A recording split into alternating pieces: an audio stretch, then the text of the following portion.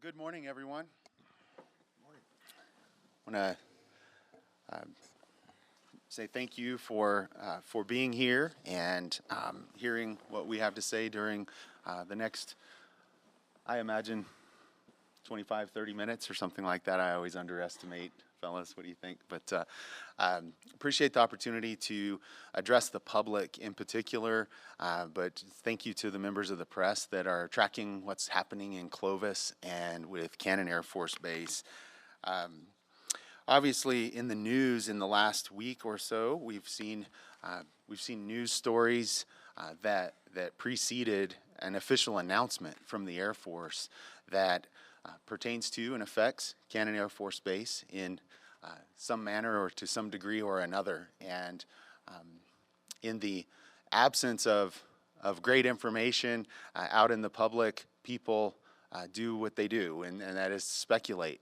And in Clovis, when you start to talk about Cannon Air Force Base, it can make our heart skip a beat if there's an announcement having anything to do with a force reduction, because we all have in our very recent memory, although it's been, 18 years ago or something like that, when BRAC became a term we were familiar with, as Cannon Air Force Base was on the BRAC list. And of course, Cannon Air Force Base was saved and given a new mission with Air Force Special Operations Command back in 2006, and we're so glad that it did receive that mission, and we are so proud to be home to the 27th Special Operations Wing and the amazing men and women of AFSOC.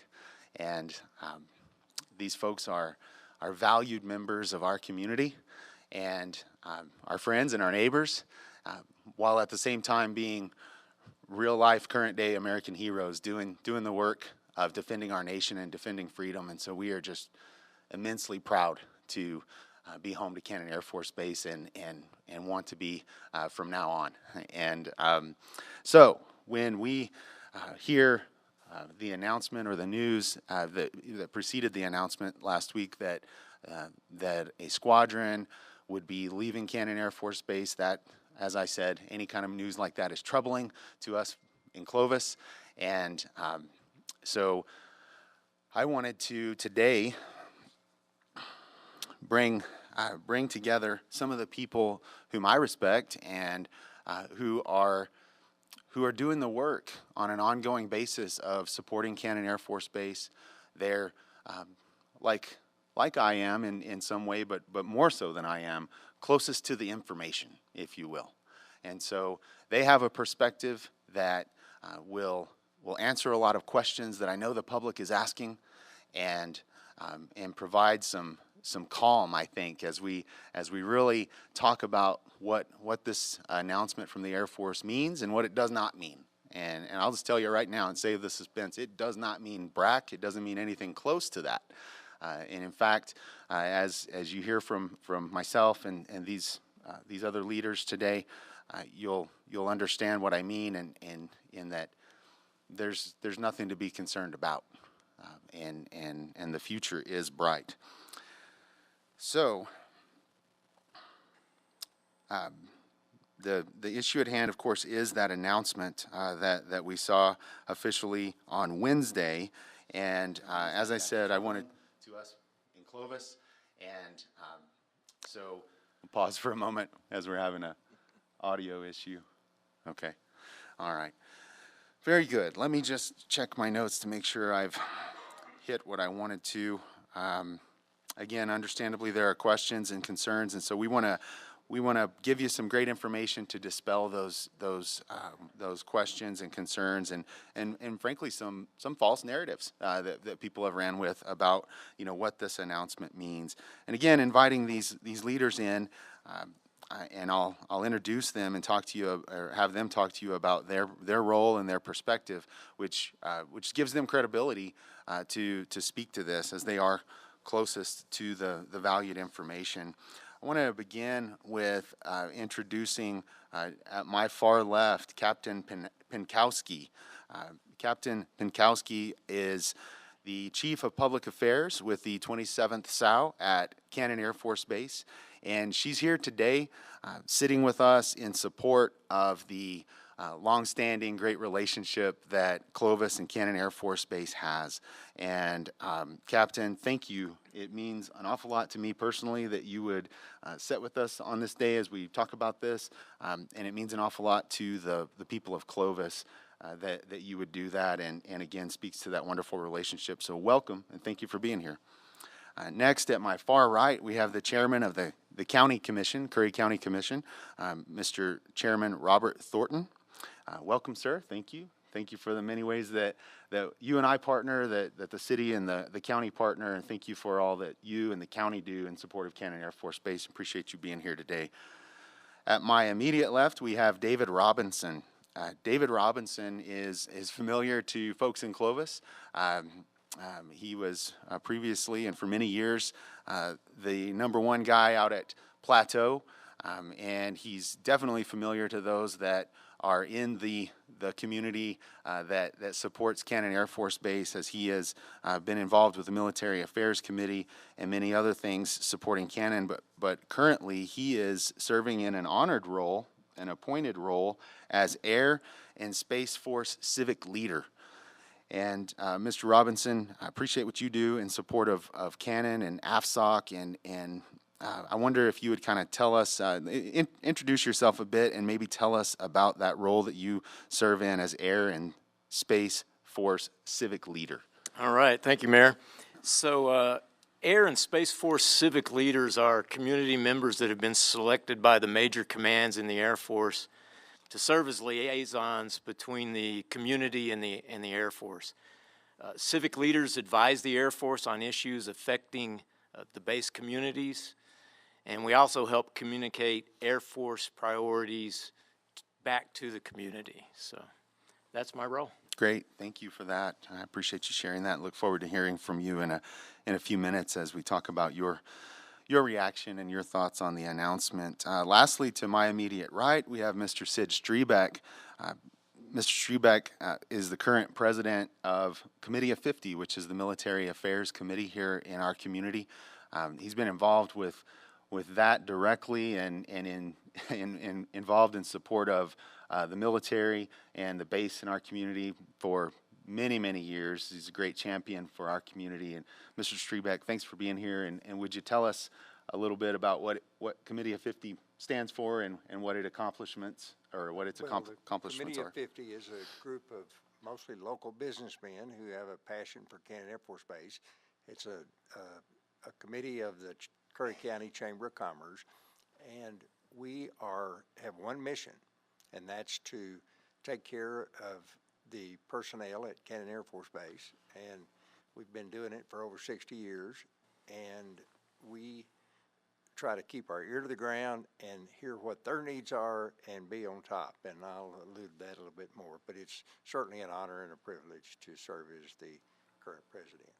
Well, thanks, Mr. President, and thanks for being here today to share with us. Look forward to hearing from you in just a moment as we call on you to talk about your reactions and your thoughts and perspective on what's happening with Cannon. As I said, one of the main reasons I wanted to call this was to get their reactions, and so we'll move into that and start to talk about the reactions. I'm sure folks have read the announcement from the Air Force. You saw the stories end of last week that seemed to leak out ahead of that announcement, and piecing all of those things together. Now we ask ourselves, well, what does this mean? You know, what does this mean for Cannon Air Force Base and for our community? You know, in our supportive role and relationship with the Air Force, we and others, frankly, have understood for some time now that AFSOC is certainly evolving, and they're doing so because, and I'm way out in front of my skis talking about this because I didn't serve in the military, and I'm certainly not qualified to speak to, you know, what defending the nation requires, but I do have an understanding through that supportive relationship, longstanding relationship with Cannon that leads me to know that warfighting and nation's defense is changing as we withdrew from Afghanistan and so forth. Warfighting is changing. Therefore, it makes perfect sense that those that are out on the edge of defending our nation, AFSOC, would be changing as well, right? So we've understood for some time, we've heard explicitly from leadership of AFSOC that they are evolving, that they're changing, and then we just kind of are generally aware of that, right? Defending the nation has changed. So it makes perfect sense that we would see them evolving, which could lead to force structure adjustments at their bases, and so that is going to no doubt impact Cannon Air Force Base personnel numbers up and down from time to time. Okay, so again, we've understood that. In addition to that, in the spring, many of us saw in the news the idea that AFSOC would be standing up a third power projection wing within the United States, and that would be at Davis-Monthan Air Force Base out in Tucson. We saw that in the news. That was fairly broadly reported. I think a lot of that was coming out of the Tucson area as that community was kind of victory lapping the idea that they would be getting that third wing. And when I say third wing, of course, the first two are Cannon Air Force Base, New Mexico, and Hurlburt Field, Florida. And so when back in the spring, when we saw that news, we really started to look hard at this. Well, what would that mean if there's going to be a third AFSOC base? What does that mean for Cannon? And so we have been close to that information and in that discussion and trying to unravel that for months now. While we didn't know exactly what this announcement would be in the last couple of weeks, we understood something was coming. Okay. David and Sid and I have each been in communication with Air Force leadership, and they'll expand on that. We've each been in communication with Air Force leadership to include Pentagon-level leadership. I've been in direct communication with our congressional delegation all within the last week, in the last 6 or 7 days or so, to really understand what's happening in order to gain a firm handle on things so that I could do this and tell you, the public, my assessment, and so that these folks could tell you their assessment. And my assessment is fairly simple, and that is that the Air Force is most certainly committed to Cannon Air Force Base and Melrose Bombing Range. They're not going anywhere. They're committed for the long term, and we're seeing some of exactly what we've been told to expect in that evolving of force structure and changing of numbers up and down. And with those fluctuations going forward, I think that Cannon Air Force Base and others think that Cannon Air Force Base and MAFR are positioned to be on the winning end of those fluctuations, right? As Cannon is a tremendous asset to the Air Force, especially given the MAFR component that's attached. And so we know that the long-term commitment is there, and we know that it's an ideal location and training facility for the Air Force. And so there's a bright outlook about what the future looks like, right? Again, those fluctuations are going to happen, but I think we could be on the winning end of those and see Cannon receiving new missions and new investment and those kinds of things. I'm especially confident about that because I've spoken with our senior senator and his staff and understand the level of focus and attention that they're giving to this. And I know that we can count on our senator to advocate for those new missions and those new investments at Cannon. And before I go to David or Sid to hear some of their reaction, I wanted to, and forgive me, I didn't have it ready to go, but I want to share the statement that was given to me from the United States Air Force. Okay, this statement was provided to me yesterday through Cannon's Public Affairs, but this is a statement not from Cannon, not from the 27th Special Operations Wing, nor AFSOC. This is the United States Air Force's statement to us here today. Cannon Air Force Base's future is solid. Cannon will continue to host a wing. Cannon will continue to host an AFSOC wing, and Cannon will continue to host a power projection wing. The movement of one squadron from Cannon to Davis-Monthan will occur in about 5 years and is required to stand up a third AFSOC wing in order to meet national security requirements. we are committed to continuing the outstanding relationship with the community leaders of Eastern New Mexico and are grateful for their support of our mission. So that's what the United States Air Force has had to say, and of course, again, referencing the 1 squadron leaving. That is the crux of the announcement. The 6th Special Operations Squadron, which is an MC-130 squadron currently stationed at Cannon, arrived at Cannon in October of 22, okay, so it hasn't even been there a year. That's the squadron that it's been announced would move to Davis-Monthan, Tucson, Arizona in 2027.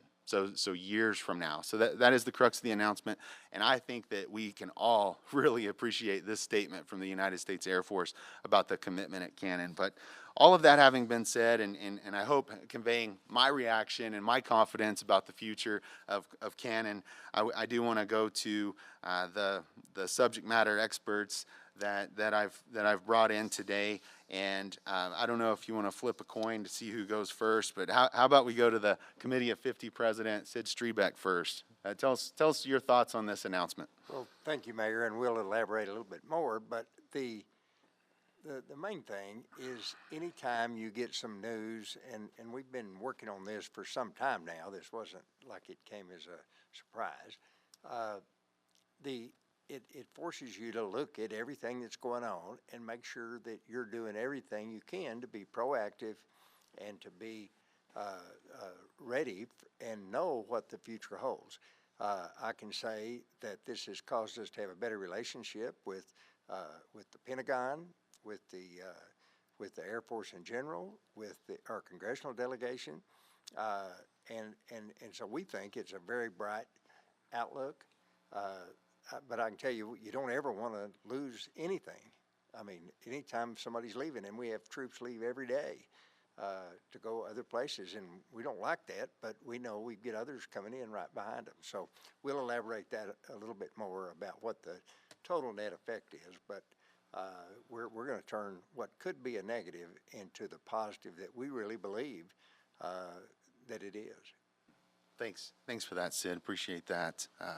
Mr. Robinson, your thoughts, your reaction? All right. Thank you, Mayor Morris. So my first reaction when I heard the news that we've been talking about was I was very glad to hear that Davis-Monthan had received a mission.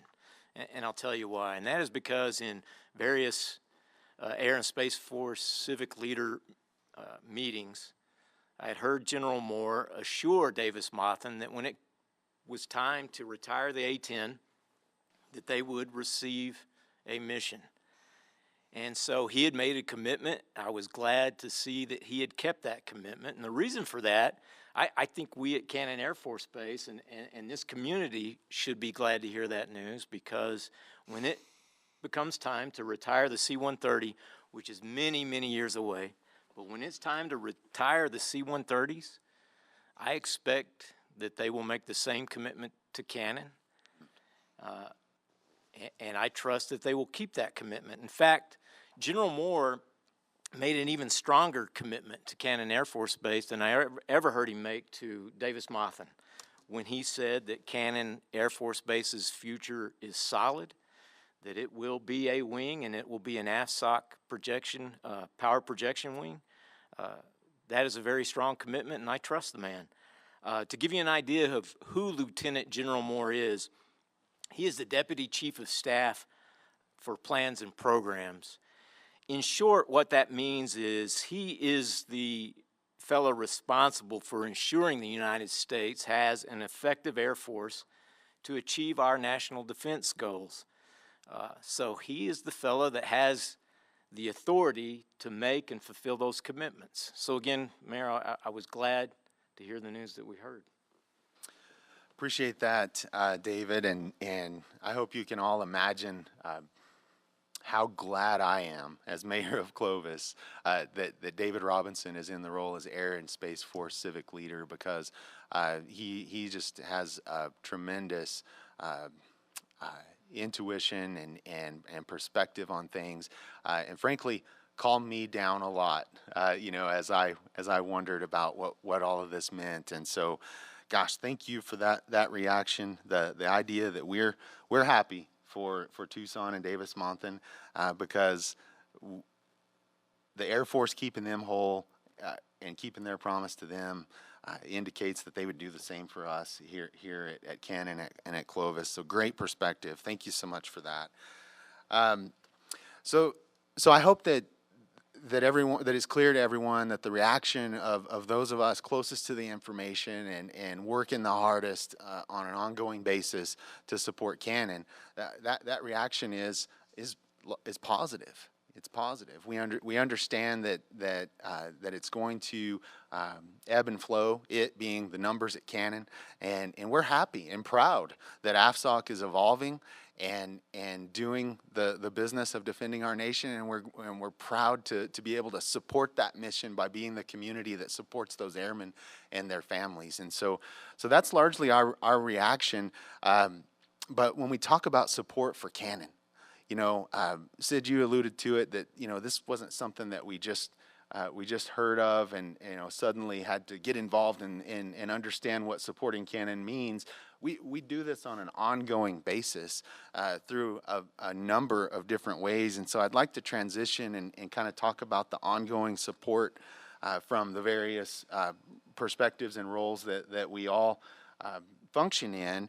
And I mean, I'll kind of go first and just give you a little bit of flavor from the city government's perspective, at least. I mean, I'm blessed to have the opportunity. We all are in this community. We're all involved in different things and serve on different committees, and so it's not that my view or scope is limited to these things, but certainly the city of Clovis and as a city government, when I think about how we could support Cannon.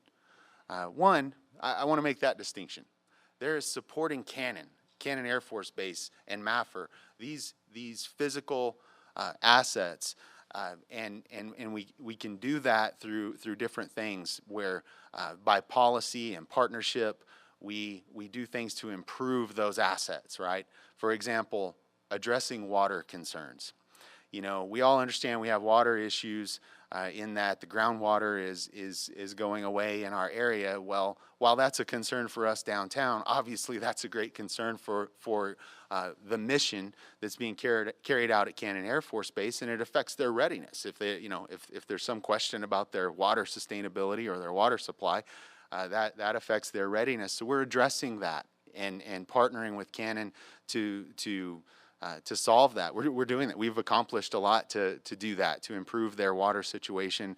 Years ago, the city of Clovis purchased the land adjacent, a couple of different pieces of land adjacent to the base, which allowed for the ceasing of irrigation on that land, which improved the well conditions on Cannon. And more recently, a first of its kind, and Chairman Thornton will talk about this more, I think, but a first of its kind partnership between the county, the city, the Soil Conservancy District, and most importantly, and I'd love for everyone to please hear this, the Air Force and the Department of Defense, by way of REPI grants, all leveraged to cease agricultural irrigation out in the area northwest of Cannon Air Force Base, again, directly benefiting that base. So these are the kinds of things that we can be involved in as the city government, policy, partnership, and otherwise, to improve the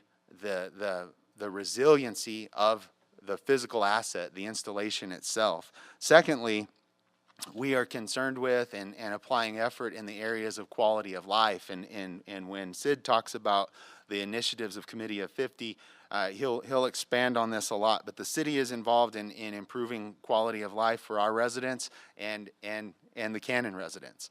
I feel like I need to stop and make a distinction. Something I will say often is, I'll visit the base. I did just the other night to go to a meeting and meet with some people.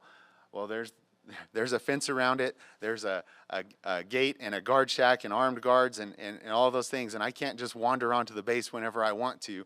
And that's a good thing for security reasons. But when we think about our community, our collective community, I don't see that fence. I don't see that gate. We're one community. We're one community. And we all catch ourselves a lot of times talking about, well, we need to do this for Cannon or we need to do this for Clovis. really it's one community that we're concerned about improving quality of life for, and it includes certainly our Cannon families that we share our community with. But the quality of life areas that we're leaning into from the city government is retail recruitment. We've developed policies which incentivize retail development, and we're continuing to sharpen those, and we're seeing some traction. There's a lot of outside retail interested in coming into our city. You guys see that happening. You see new restaurants coming in and so forth as well.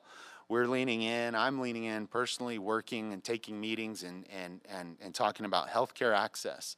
We want to improve healthcare access for all of our residents, but certainly the Cannon population has some specific requests that they have, that they need some help with specialty care and those kinds of things. And we're working very hard on those things. And we do that all in a spirit of support for Cannon. Always listening, always looking for how we can partner to improve their situation, ensuring that the Air Force is always at home at Cannon Air Force Base and in Clovis. And so that's just a little bit of what supporting Cannon on an ongoing basis looks like from my perspective. David, from your perspective, I mean, I know that you've been involved in the past in the Military Affairs Committee and that work, but obviously now in the Air and Space Force civic leader role. Talk about what ongoing support for Cannon looks like from your perspective. Again, thank you, Mayor. I want to go back and add up one other thing to why we should be happy that there is a wing going in at Davis-Monthan, and that is because that is a sign that AFSOC is growing. And after we vacated Afghanistan and Iraq, I wondered what would happen with AFSOC as we transition from that conflict to being able to detour the emerging threats from China and Russia.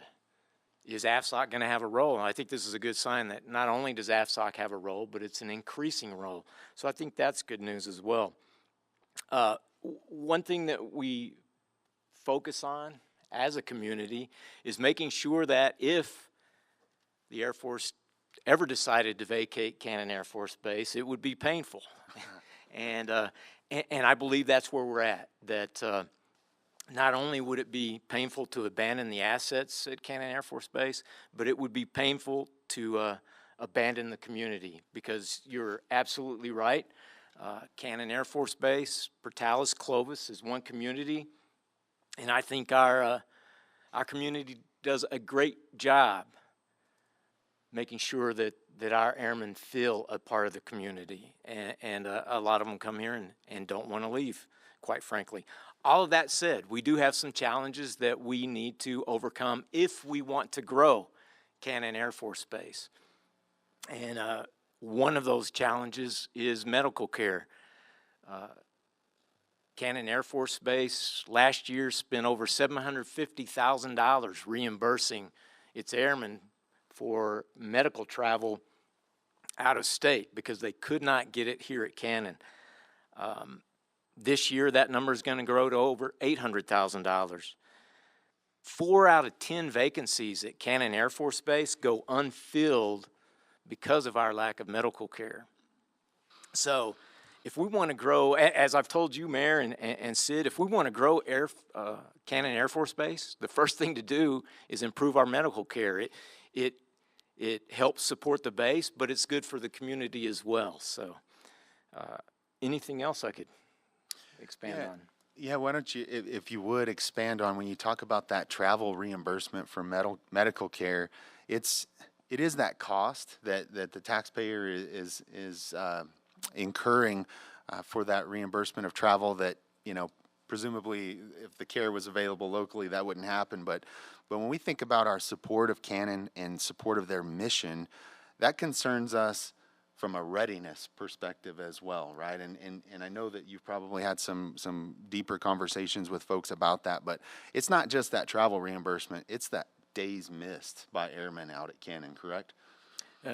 That's correct. And when you think about supporting our airmen, and we deploy our airmen overseas, we don't want them to take that tour of duty, worried that their family will not have access to the medical care they need. And Captain Pinkowski, is there anything you would like to add? No, sir, I think you painted the picture well. Great. So I know that when airmen are needing to take a day off and travel out of the community, there's that reimbursement for the travel, but there's also the missed days at work, missed days at training, and again, that accumulates and affects or impacts and negatively their ability to be ready for their mission. And so that's, it just underscores again, what does it mean to support Cannon? Well, it means supporting their readiness. And so you've heard me in city commission meetings and in other places talking about our healthcare access.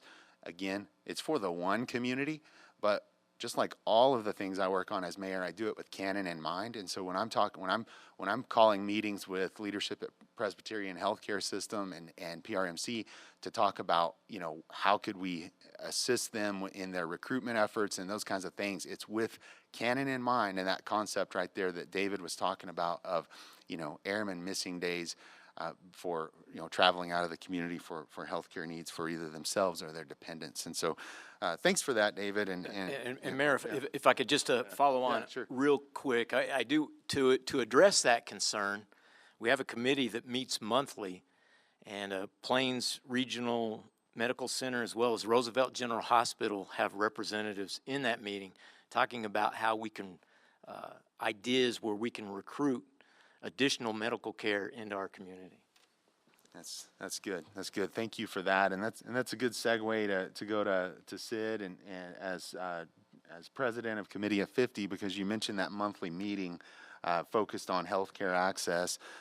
That's part of something called Five and Thrive that Committee of 50 has taken on and is doing a great job with addressing. So I know you'll want to hit on that and other things, but please tell us about ongoing support from the Committee of 50.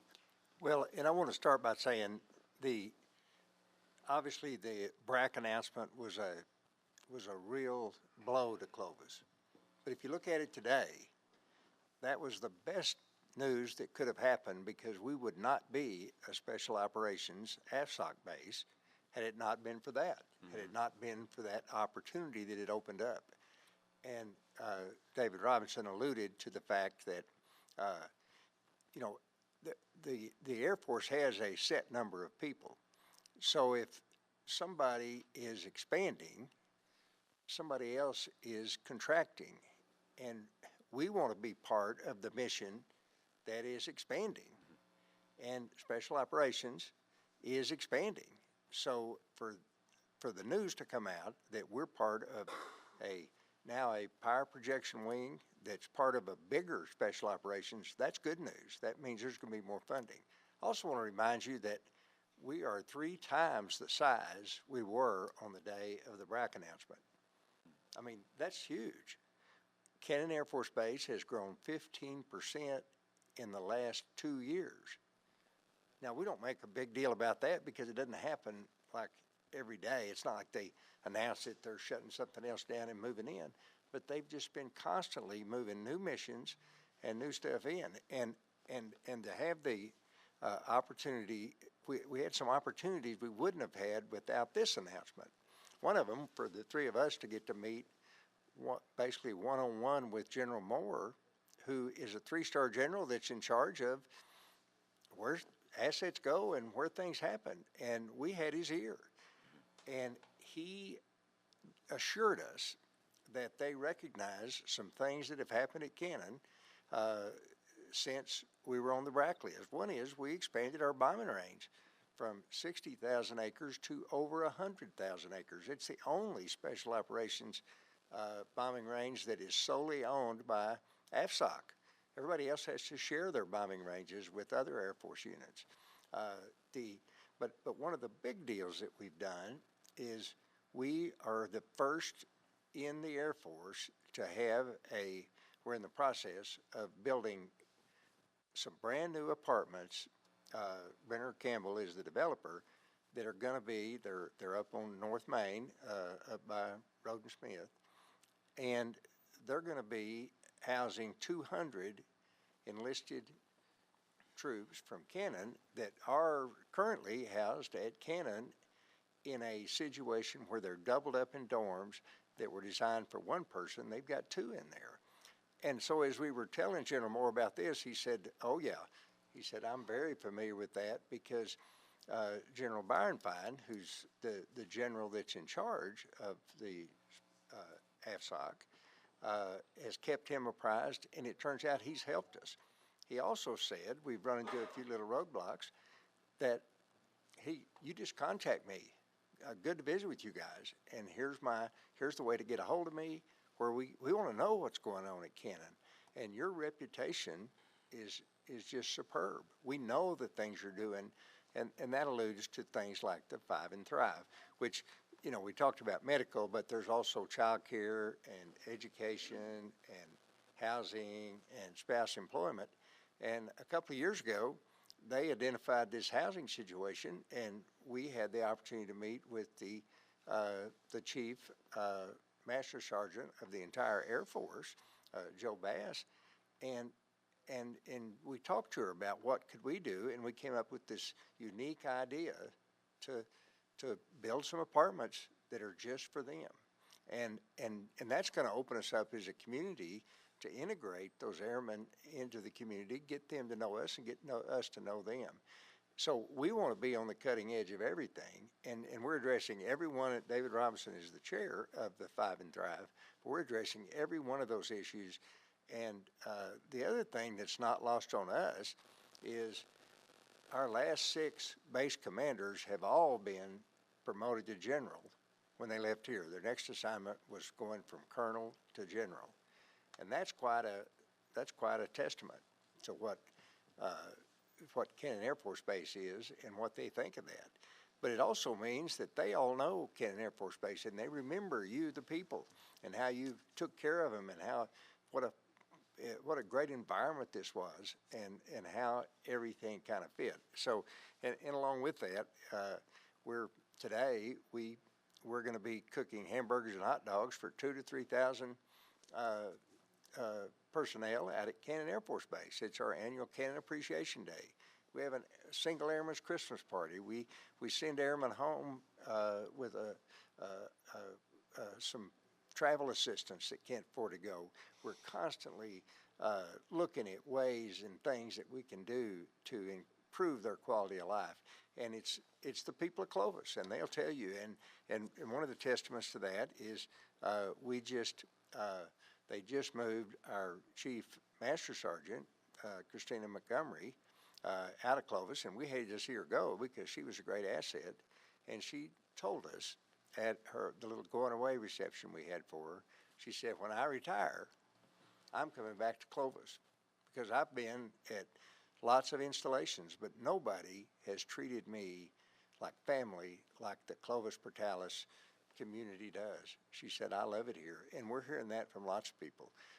Also, the mayor and I were at Hulbert recently for a change of command, and the people there said, you guys we're so envious of you. You know, we have 5 counties that represent Hulbert, and we can't have a committee like you have, and you guys have a reputation throughout the Air Force and throughout certainly throughout AFSOC, is y'all are one-on-one, and you only care about one thing, and that's Cannon's mission. So didn't want to get too carried away with that, but it is, the future does look bright. We'll take any time a 15% increase in personnel and then have to give back 5%, and then let's take another 15%, and keep doing that. I think the math will work out just fine. So anyway. I agree. Thanks for that perspective, Sid. And you give us just kind of a preview or a summary of the Five and Thrive efforts, but that just scrapes the surface of all the things that this community does, largely through the Military Affairs Committee that is Committee of 50 to support the airmen. And you said something about the people when you were talking about Chief Montgomery, and that is just the truth. I mean, you meet folks that are stationed here early on, and maybe they got here on a windy day or something, and and they're going, where am I at? But then you talk to them in 6 months, and they just love it here.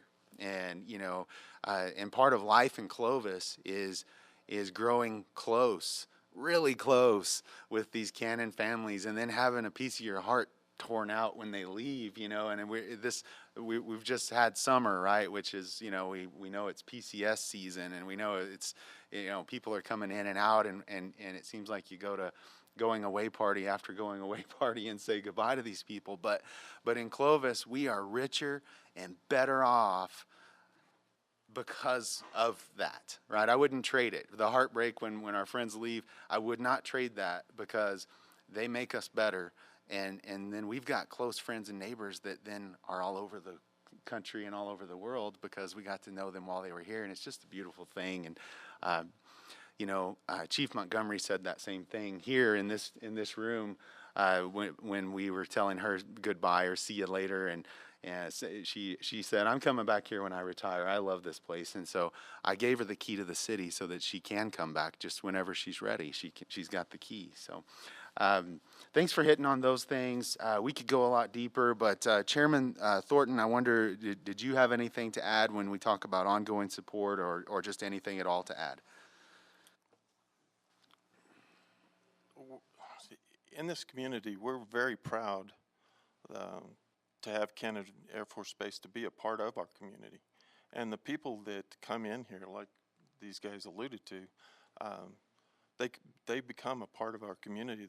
They're part of our family. And we take our responsibility to support the mission of Cannon and the people that are there very seriously. And we will continue to make every effort to meet the needs of the personnel that are stationed here and live here. And those things have, in just the last few years, taken on a lot more life.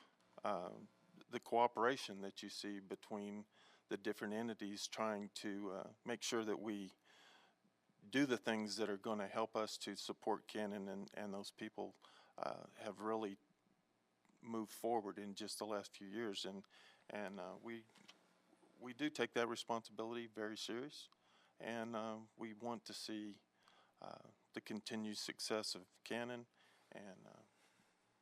and we just love the people that come here and become a part of our community. Thanks, Chairman. Appreciate that.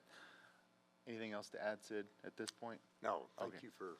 You bet. David, did you have something else? Yes, thank you, Mayor. I want to tell you why I serve in the role that I serve, and that is because our airman, Captain Pinkowski, made an oath to protect and defend our Constitution. So by supporting our airmen, by supporting Captain Pinkowski, we can play a part in that. We can be a part of protecting and defending our Constitution.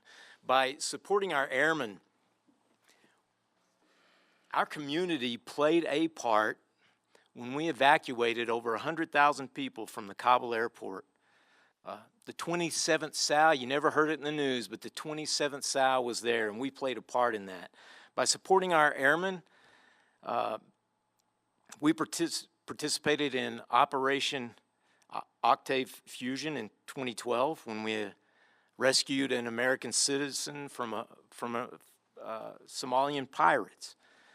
We played a part in Operation Tamadachi, providing disaster relief to Japan following the 2011 earthquake and tsunami. And I could go on and on about the humanitarian efforts that the 27th SAL has made. But not long ago, I heard Chief Master Sergeant of the Air Force, Joanne Bass, respond to a question, and the question was, if we go to war with China, who will be the aggressor? And her response was something like, look, the aggressor will be China. Our job as the U.S. Air Force is to act as a deterrent, not to be the aggressor. But should war come, we win. And that is something I can get behind and support. And it reminded me of a response that President Garfield decades ago gave when he said, "Of course I disapprove of war, but if it is brought to my door, the bringer will find me home." And that is something I can get behind, and that I am very happy and very proud to support. So thank you, Mayor. Thank you. Thank you for those words, David. We're running, not that we had a time limit, but we're at about 45 minutes now. And if I guess I'm brave enough to say this, if there are some questions from the press, I would try a couple of those now before making some closing remarks. You talked about timeline. I guess could you reiterate that the timeline for the relocation? So the timeline for the relocation of the 6th Special Operations Wing, according to the announcement from the Air Force and all of the information we received, is 2027. So years out yet. Yeah. And I'm sorry, as a follow-on to that, I think what you will see is nothing happen in 24 and 25. In 26, there will be a small increase in the population at Cannon, and then it will start to decline just a small amount. That's a great point. And as a follow-on to his follow-on, you know, we're talking about an impact to the force, a force reduction of 300 to 350 folks, personnel at Cannon. Okay, that's 350 that is, you know, in a lot of ways too many. We don't want to hear about them leaving. However, that represents about a little less than 5% of the current population of those at Cannon. As Mr. Strebeck pointed out, Cannon has increased in numbers by 15% in the last couple of years. So just kind of keeping all this in perspective. And I would add to that, we're only hearing this announcement of this 300 to 350 because of the budgetary impacts and the fact that it's being moved as part of a larger effort to stand up a 3rd AFSOC wing. There are movements in numbers close to that all the time that don't make the news because AFSOC is just doing what they do, and they're moving people around and flexing and fluctuating. And so we're talking about a number that is relatively small and years away. But to Mr. Strebeck's point earlier, this has given us the opportunity to really get a tighter grip and a closer contact and communication with a lot of folks that we're glad we have. Yeah, you had a question? I was just gonna say, so whenever you first heard the initial reaction, was there any concerns? Absolutely. As I said up at the beginning, you know, in the close relationship that we have with the 27th SAO Command out here, as well as AFSOC leadership, the close relationship and contact that I try to keep with the congressional delegation, all of that indicated to me and others that there was something coming. We knew about the desire or the plans on the part of AFSOC to stand up a 3rd wing. All of that was in the works, yet when you hear that there is a squadron leaving Cannon Air Force Base, if you live in Clovis, that makes your heart skip a beat. It just does. But again, bring the perspective to all of this, and we're okay, and we know the future's bright. Yeah. Any other questions? Very good. So, any follow-up? Okay, so just in closing, I again want to thank each of you for joining us, or joining me for this press conference today. I just really appreciate Captain Pinkowski and the support and the relationship with Cannon Air Force Base. Please give my thanks to Colonel Bergen, Colonel Greer, and all of Team Cannon. Love you guys, and I know that we all need to get out to Cannon Appreciation Day to probably flip burgers and that kind of thing. And so we'll find a place to wrap up. But what I hope you've heard from those of us closest to the information and closest to the work of supporting Cannon, the future's bright. The Air Force and Cannon Air Force Base in Maffer is solid. With the attention and focus and advocacy that we have from Senator Heinrich and his his staff as well as the rest of the congressional delegation. We're confident that we're going to see continued investment, new missions, and new investments at Cannon Air Force Base, and we believe that the future is bright. And we talked about that ongoing support we do. We do that because we love our role in support of the mission at Cannon, and we love and value the amazing men and women of their families that come and share our community with us. And we do all of it because we're privileged to, and so that Cannon and that the Air Force will always be at home in Clovis. Thank you. Thank you, Mayor.